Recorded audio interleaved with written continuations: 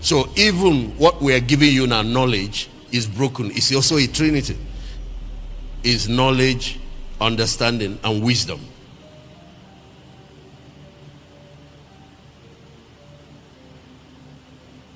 So sometimes when people teach, I can tell at which of these three levels they're operating from. I know when somebody dispensing more than knowledge, he's giving wisdom. You will see, because that's somebody that has practice, somebody that has experience behind him. That's what can qualify you to do consulting effectively. There are some consultants that are just made teachers. This is a man that has spearheaded church growth to grow one of the largest and most effectively run church in Nigeria. So when he's talking, even if he's giving an excuse, giving an example, or telling a story, you just see wisdom is oozing out from different angles. Not everybody can teach at the third level, can operate at the third level, because you have to start with knowledge, practice, put knowledge to work over a period of time to gain mastery, to gain skill, to gain expertise, and then you can now grow and develop wisdom. And then you have to digest knowledge first, because in between knowledge and wisdom is digestion, is understanding.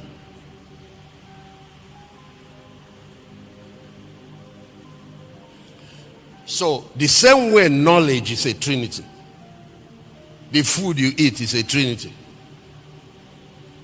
You are a trinity.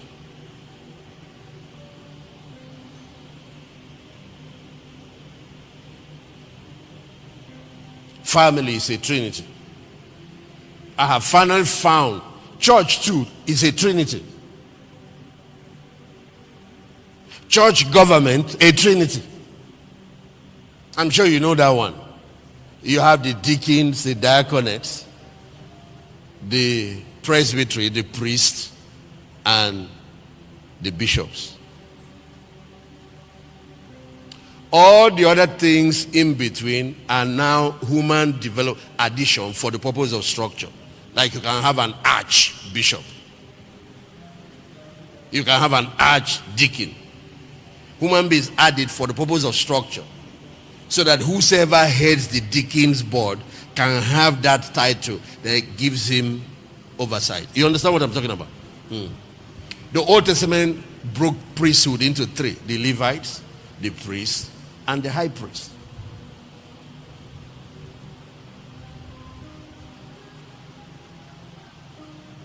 That office of the high priest, the priest that pastors other priests, that oversees priests, is what they call a bishop. He's an overseer. He doesn't just oversee churches, he oversees pastors. So I got to Atlanta and saw this bishop, and he has a church of 80 people. And I asked him, where are the other churches? He said, no, it's just this, but he's a bishop and he has this big cross.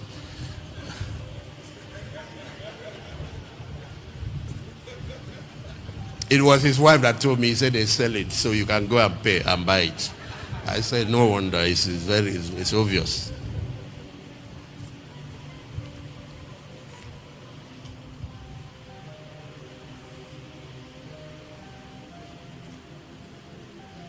Overseer. Okay, so the trinity of church growth, church growth, are 3 C's. This is just I'm using management language to put it together for you. Number 1, C1 is content. Content. And what is that? The quality of value, the quality of ministry you are delivering to the people. What is content? The food that the restaurant is serving the people. The food, the drinks, and all of those values that you are giving to your customers when they come. When people finally come, after all the marketing, advertising, and all the different things to get them to come. When they come, what exactly are you there to offer them? And you have to sit down and design it. I'll come back to it in a few minutes. C2 is the container, the structure that enables you to deliver those services. The structure, the branding, all of those things, the organization.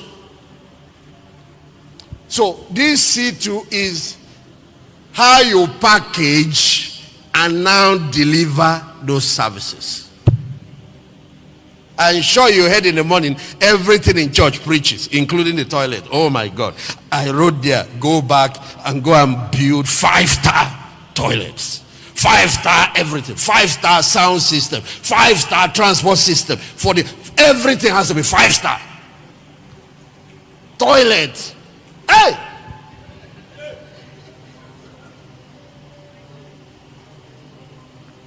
This is the embassy of God. That's what church. You can imagine how things are in heaven. We are supposed to represent and demonstrate that on earth. So the degree of excellence is not just how you structure and organize, but also the degree of excellence you bring in that service delivery. That's what your container, how you package, brand, and deliver those services.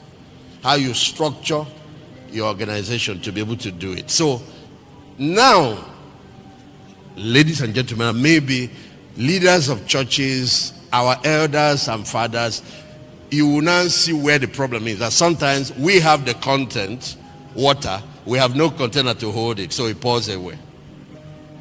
Then there are situations where people have container and nothing inside. This is another problem. I don't really have the time because I'm giving you an overview. Tomorrow night you will see the one that I'm going to tackle. Different from. So, for example, now, if you have an efficient container, structure, and all that, you can attract people. You can actually grow a large church. The banks don't have the Holy Spirit, but don't go and say the banks are only growing with container, because they have services and values that are delivering to the people. But then we have organizations, even the largest church in the world right now, they control about 50% of the population of Christians in the world, the Catholic Church. I did a recent re-evaluation because we have grown to about 2.7, 2.8 billion Christians globally. They are still holding about half of that number. Yes. Last time we did the assessment, they were having 1.3 billion. 1.3 billion. One church.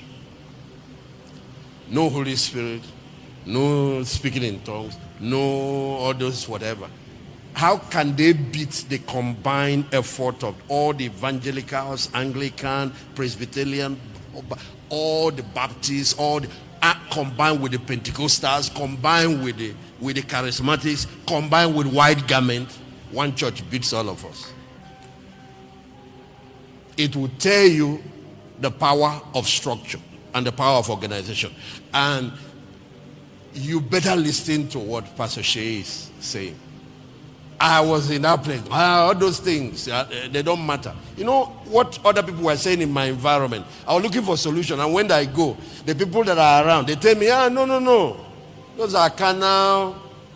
These are worldly where? These are biblical systems and the wisdom of God, and the people out there are using it.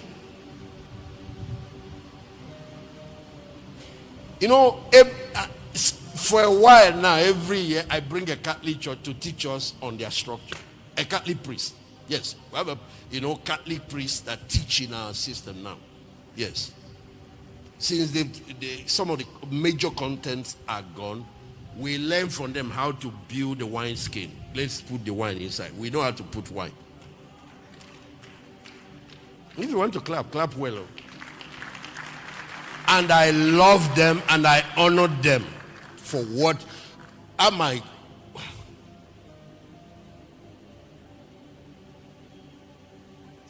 If you criticize the Catholics, that's your business. I'm their student.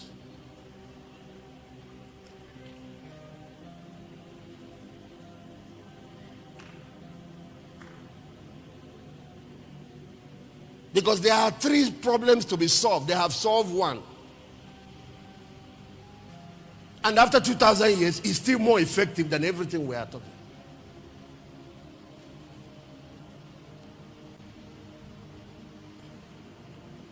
I go to places where our cousins are dominating, those parts of the world, where sometimes you can't, we don't see pastors like you and Christians like you.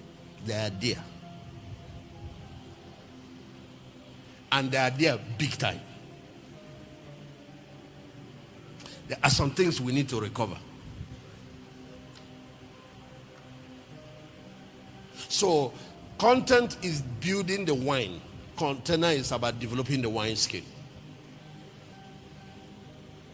Let me use one crazy illustration that we used to teach miracles and breakthroughs. You remember, there is a widow that came to a prophet in the Bible. It's not only that she was in debt, her husband died and left her with debt in 2 Kings. And she talked to the man of God about helping her out. So Elisha said, "What do you have in your house?" And she said what she had was a small cruse of oil, just a tiny bottle of oil. That's content, that oil, content. God said, okay, you have to give God something to work with. If you want multiplication, if you want growth, you have to give God something to work with. God will do it, and all those things, you are wasting your time. If you want multiplication, anytime there was multiplication in the Bible, they had to give God something to work with. It was so serious that Jesus took bread from a little boy.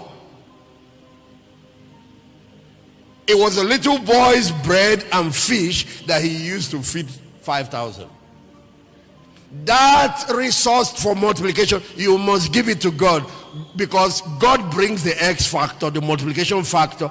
But multiplication, when there is nothing, will also lead to nothing.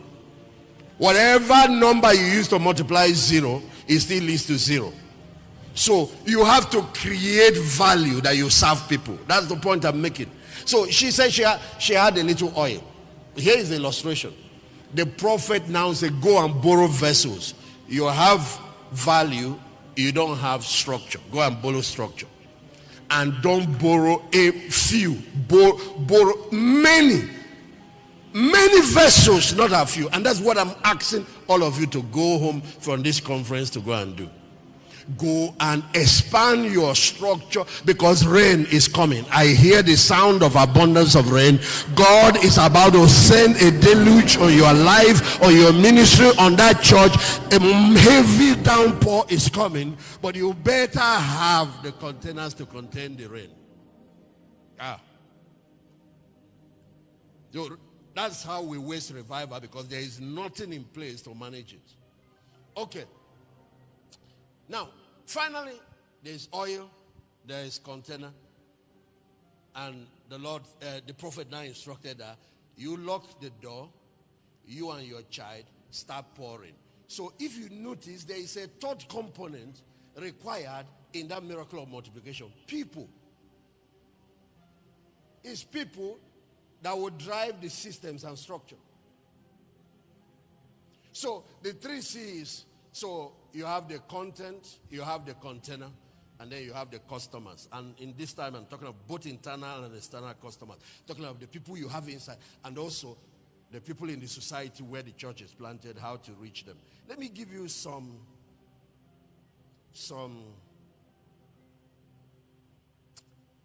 just components under, maybe seven components under each. And it's unlimited, so you can go and think, just for you to think. Think about content, some of the contents. Number 1, the ministry of prayer. Yeah. Ministry of prayer.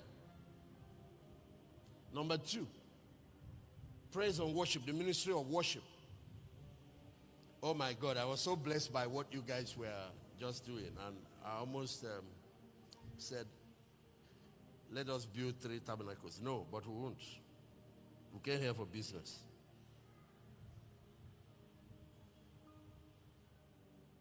The third, the ministry of the word. Oh my God.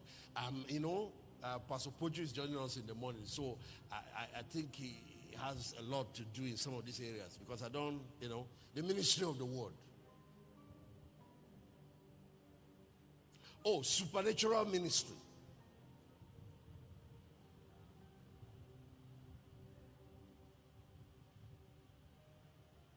Healings, deliverances, miracles.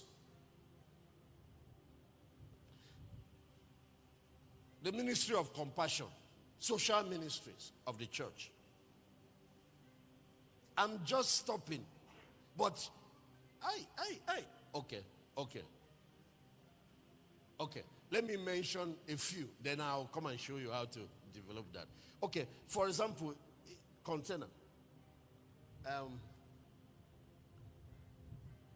The sales system. They're not dealing with.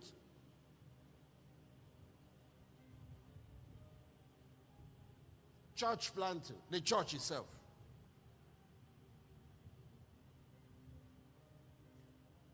Church departments and units. So departmental structures. Yeah, I started with the sales structure.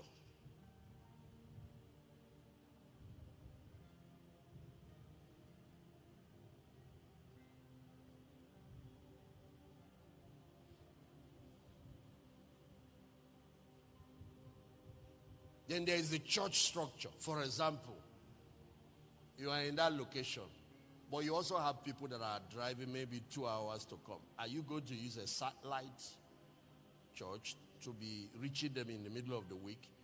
Are you going to use a branch? Or there are different models for that. Some now they call it campuses. What do you have in your mind about? Because during revival, they will be driving those 2 hours. A time comes, they will not do that. They will look for somewhere that is near and leave you alone.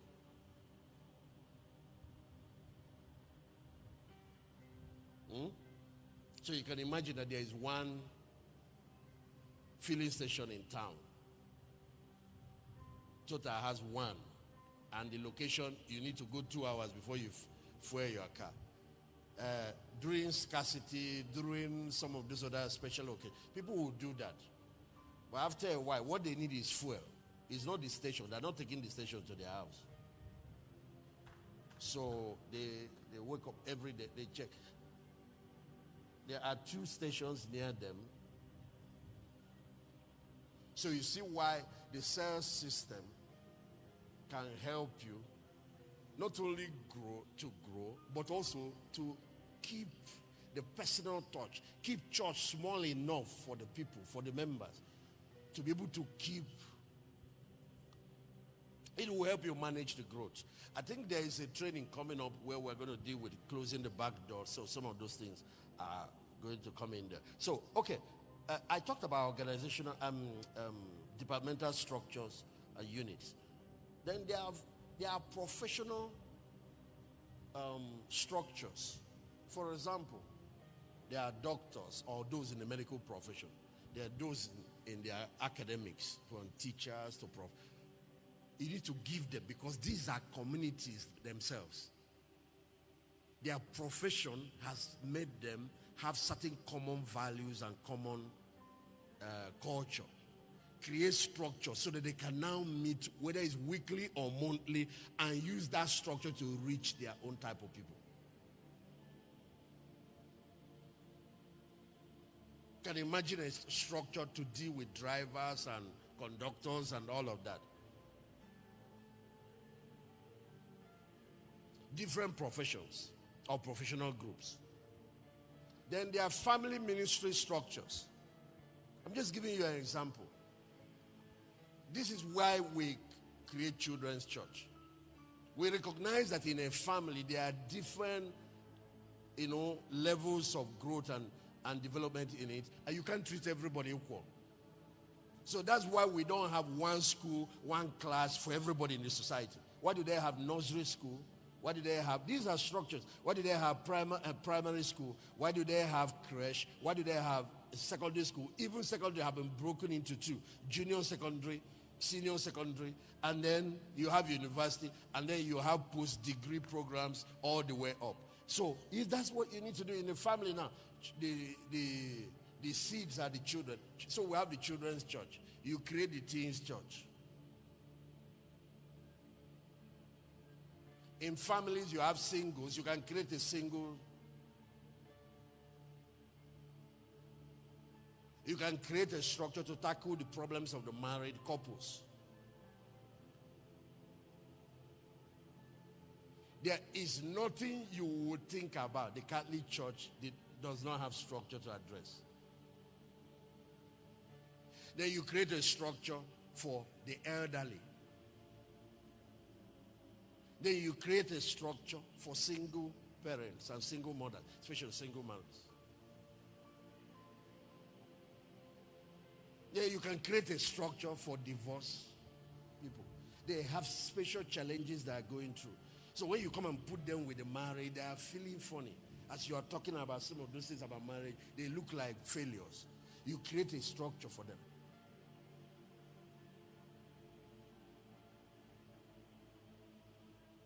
Then what about the physically handicapped? Okay, they say we shouldn't be calling them handicapped, actually, but whatever word you like, the disabled. Physically challenged, that's the word.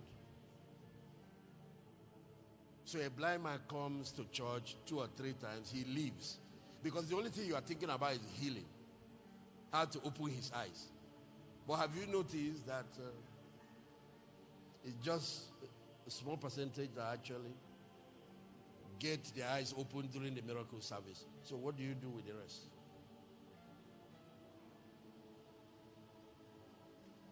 Have you heard of Nick from Australia? The man that is half. They put him on it. Yet he's a multi-millionaire now. He's a consultant. He's a public speaker. He's traveled around the world. There is purpose beyond just opening eyes. If you now give them the kind of ministry that you will see those people become world changers.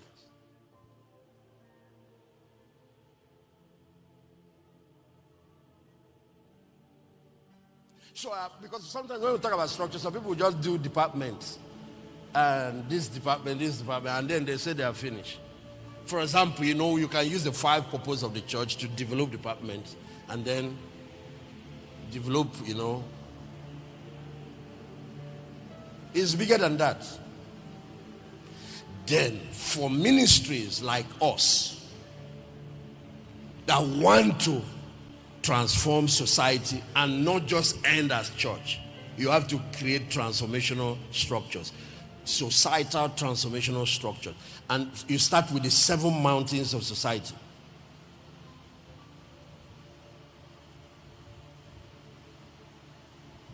Education, politics, business, sports and entertainment.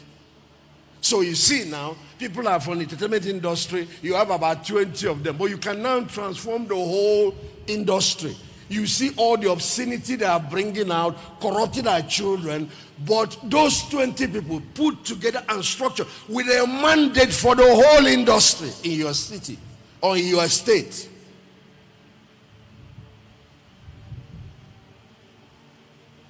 But they sit down, there is nothing.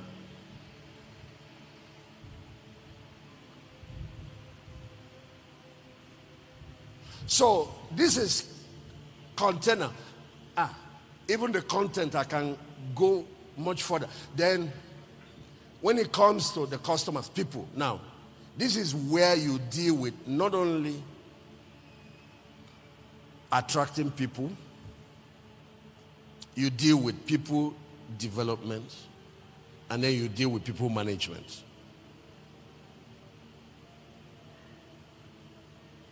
So you can see what we've been tackling. The C3, we've been on it now since the beginning of this conference this morning. And the whole conference can only be on the C3 and will not even finish.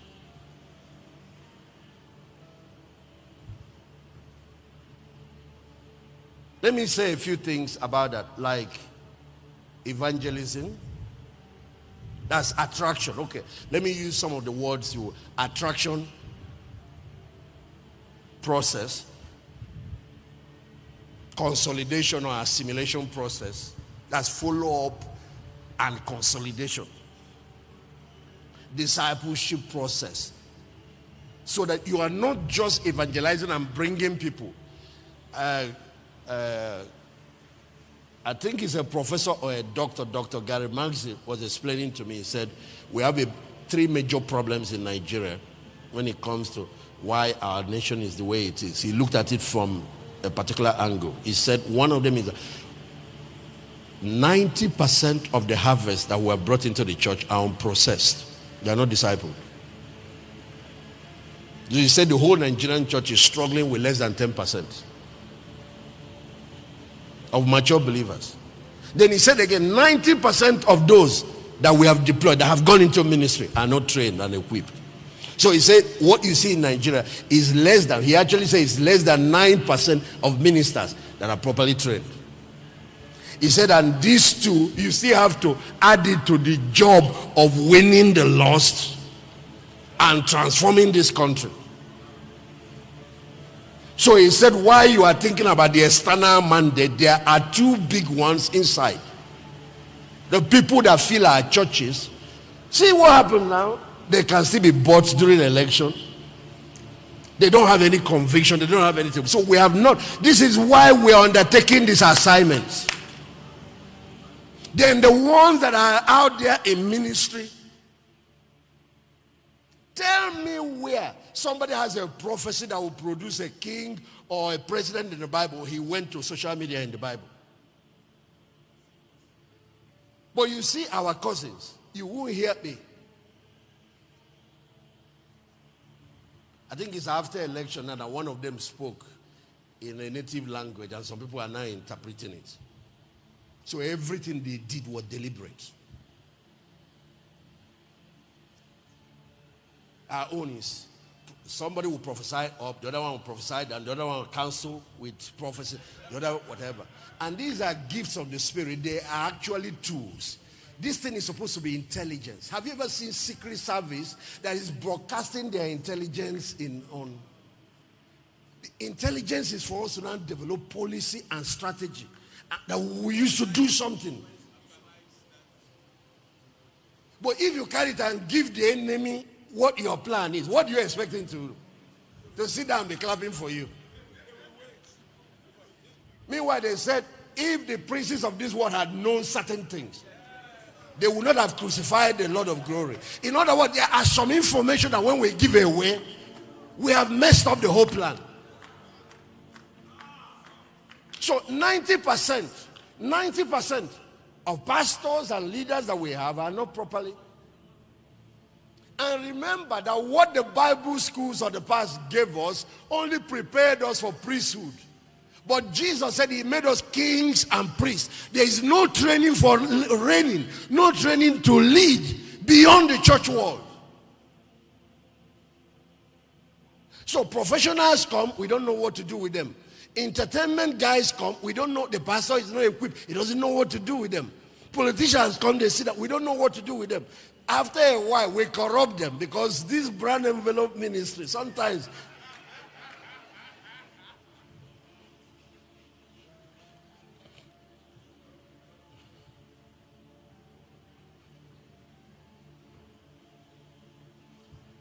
Okay, let me see what the time is. Okay. Let me mention a few things. I'll do it in general again because if I tackle. So this aspect of customers, that's also where you deal with leadership development, you know. So how can people get admission into church like they got admission into university? For the next 7 years, they are still doing nursery school. Deliverance, demons. When are we going to pass that stage? These are human resources that God gave us to turn into capital, human capital, into weapons for him. And then deploy.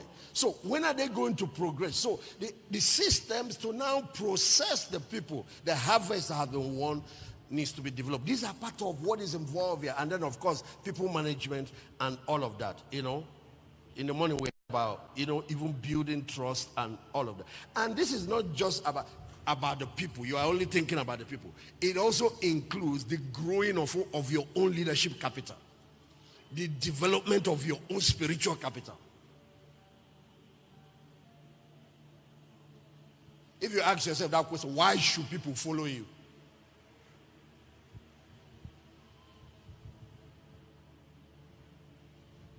These things are the things that will now compel you to do the needful. They are the things that finally confronted me.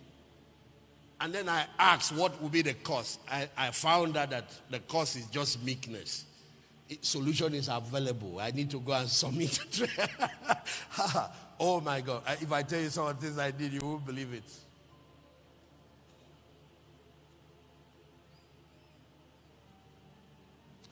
Do you know, when I was attending the Daystar Leadership Academy, all the way to the executive level, I was living in Enugu in those days. There was some of those, 8 a.m. class starts on Monday. And then I'm doing crusades. There were some crusades. I ended them around 9:30. Some of them even headed towards 10 p.m. on Sunday night. It's a weekend. Do you know what I did? We'll line up these security guys. We are driving through the night to Lagos. Because I must not. I made a lot of friends now. Pastor Goodman and others, because my system was not punctured once. They had the system then. If they puncture you 3 times, that's punch your card, mark you. Not once. Not once. I drove through, and early hours of the morning, we are entering Lagos. As light is, then we'll just get him brush mouth. 7 something, I'm seated in the class.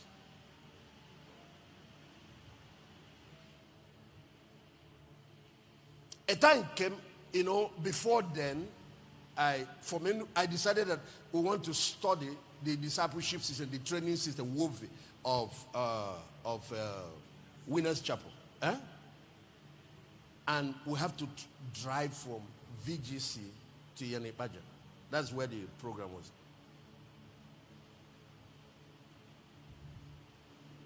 The traffic of Lagos. 7:15, I'm in the class. Went through level 1, level 2, level 3, completed, and I came with a team. Not once was my system punctured. Not once.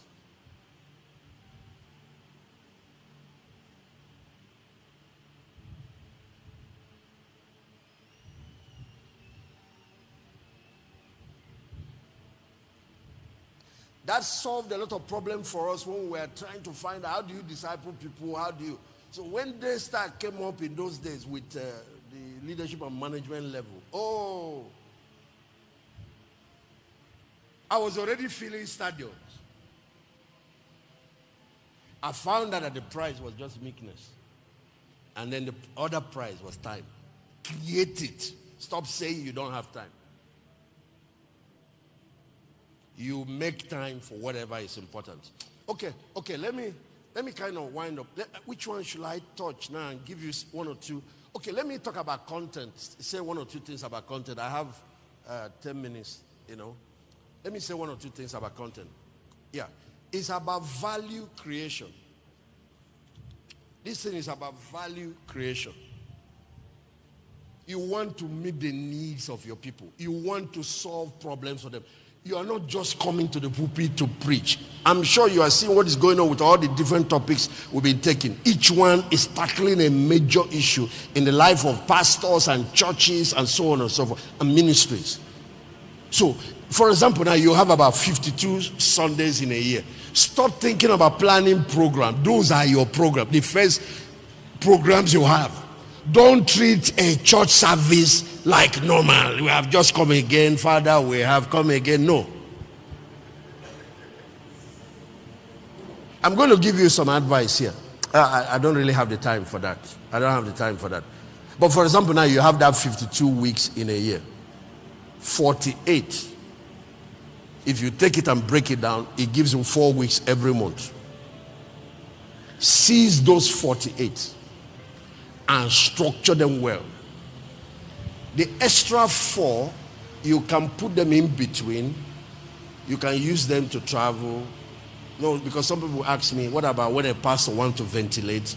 It needs to be a way. Yes, use those 4.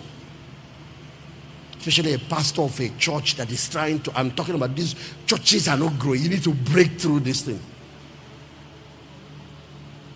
There is another person like me now who is talking about Europe and some of those things, because we have built certain things on the ground. Even at that, you don't go too much. You don't abdicate responsibility because you delegated to people. So, but you can use those 4. So you have 4 weeks every month. 48 weeks. That's how I did it all. Those 4 Sundays, those extra Sundays, and the week. I can use the week for recreation, for example.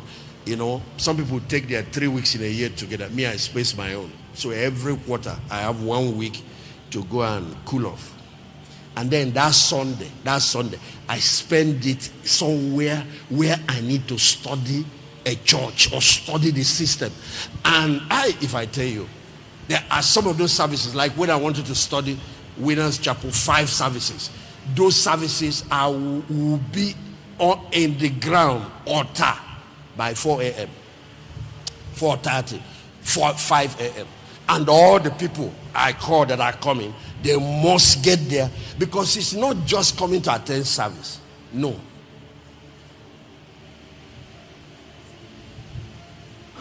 It's behind the scene ministries that is making this thing work. What happens before service and after? You get to that place 5:30. You see people everywhere. Ushers are in this side meeting. Music ministers are somewhere. There are different groups. I said, what kind of thing? This is the only place I see this is in the Catholic Church.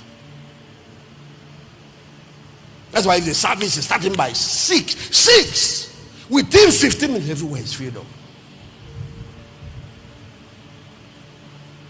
When I got to Harvard, they were training us on production management, how to manage the systems that generate the result, and they use different. I saw exactly what is going on here without all this long, grammar.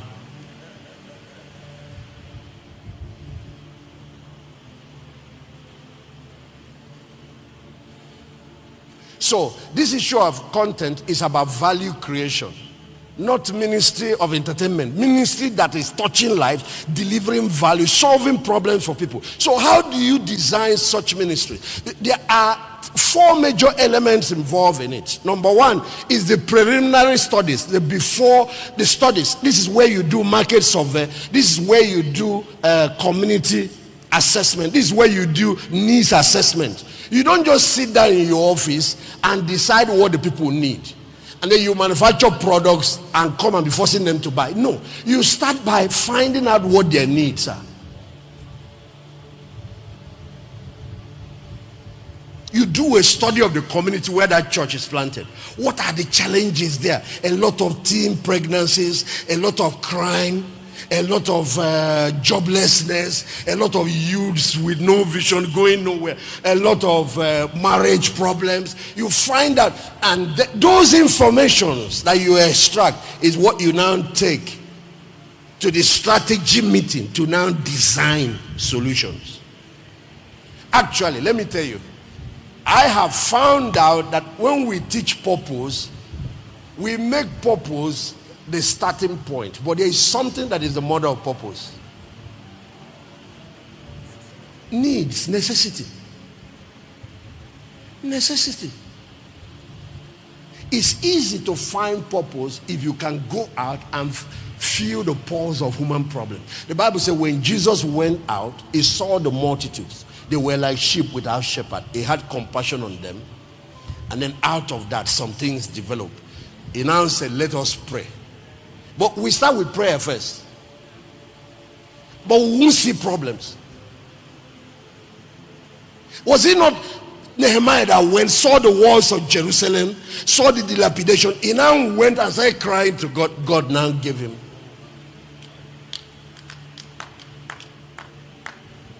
But we go and pray, but we are distant. We are disassociated from human suffering and problems.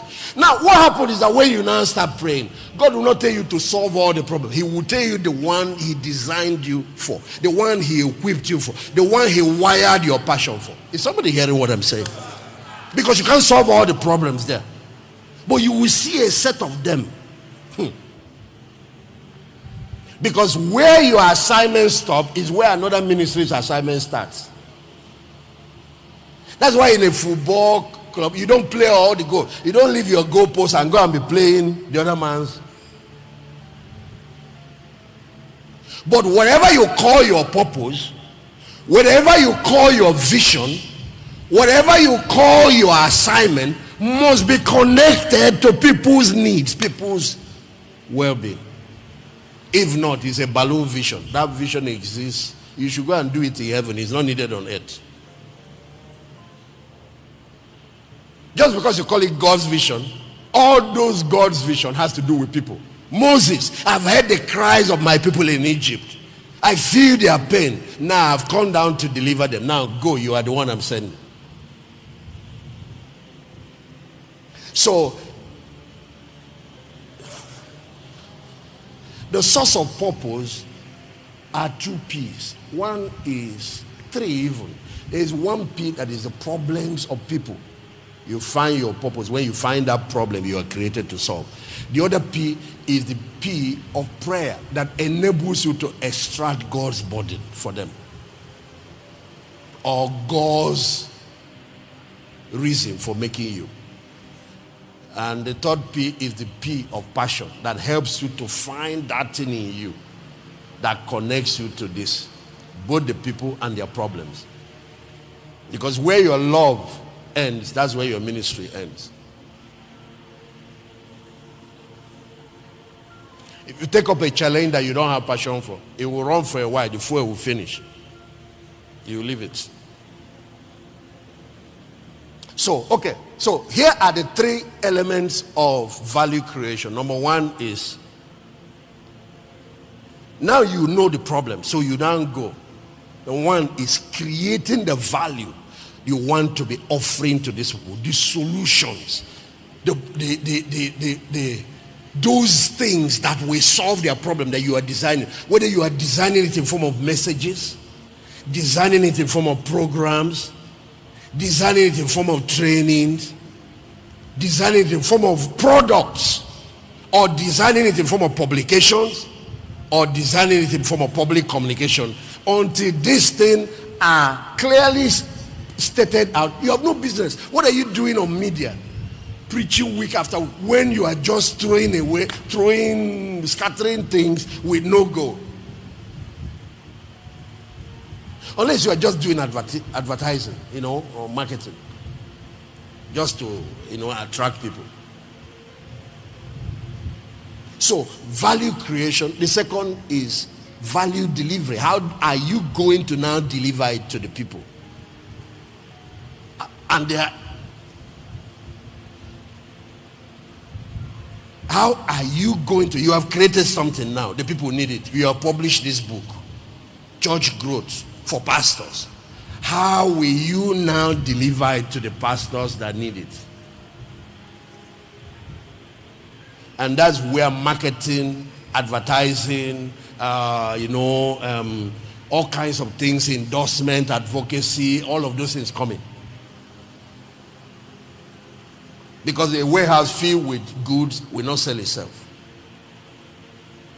And then the third is now how you intend to recapture value. And this one, I've seen people who had good intention, they start out something, and then after a while they run out, because all systems created by God must have 360 degrees cycle. It must be giving and receiving. So if you're going to give value, you must recapture value so you can create more value. So if you publish the books, there are 10,000, and you give all of them away, how do you intend to publish the next 10,000 to give to the other people? So you are supposed to have a return so you can do more. Actually, you're not just supposed to have a return of the cost. You're supposed to improve return. The return should be higher than the cost of delivering the value, because that's what gives you capacity. That the last time you reached out to 400 hungry people, now you are feeding 800, because you now have bigger capacity. So some of us, in designing values, services, ministries, we have not thought about this. How do you recapture value? But you don't go to people and start asking for return till you have first added value and solved problem for them. So there are different models for recapturing value. If it's a church now, okay, receiving offering, tithes, and all the different things. Good. What if it's not a church setting? What if it's just a social project? What if it's hunger that you saw in a community and you decided to intervene, to come out with a project to start feeding these hungry children, or what? How do you get value back? So you see, it's possible to deliver value to people and get another group to pay for it. There is nothing free. Let's stop deceiving ourselves. I know Jesus said, freely you have received, freely give. Do you know why? Because he paid for it.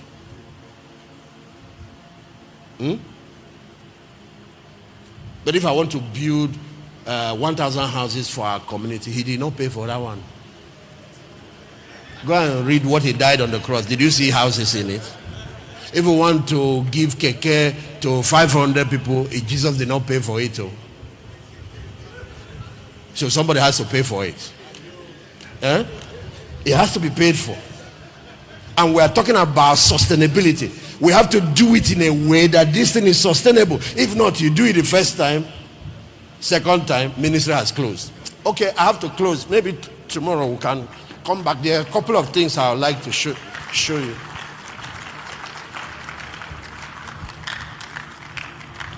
So this is why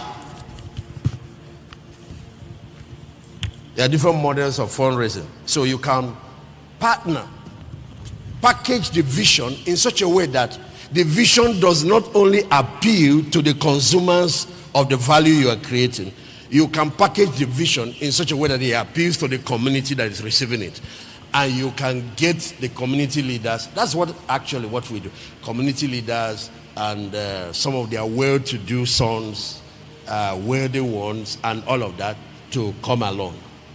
You can also package the vision in a way that it has an aspect that appeals to the businesses within that community, companies, corporate organizations, and so on and so forth, so that they are the ones, because there is a corporate responsibility law in this country, and it's like that everywhere. 10% of their profit. But why will they give it to you? So there is a way you package that vision for what you're doing. You create an angle that incorporates them and carries them along. So either they are going to gain advert value, they are going to gain some other value. For example, now we work with Coca-Cola on our national youth development and Pepsi. There were about 3 things we created that appeal to them, and everywhere, not only that they will give us money, they will supply drinks to all the young people and all that, and they are everywhere. They are happy. They are looking for the next one. And that advert and positional value It's part of what we give them. What they go paying millions on TV, spending all those millions on television to get, we are helping them get it direct. So sometimes you also have to think about give and take when you are thinking about your stakeholders. So there are wealthy individuals, there are organizations, there are businesses.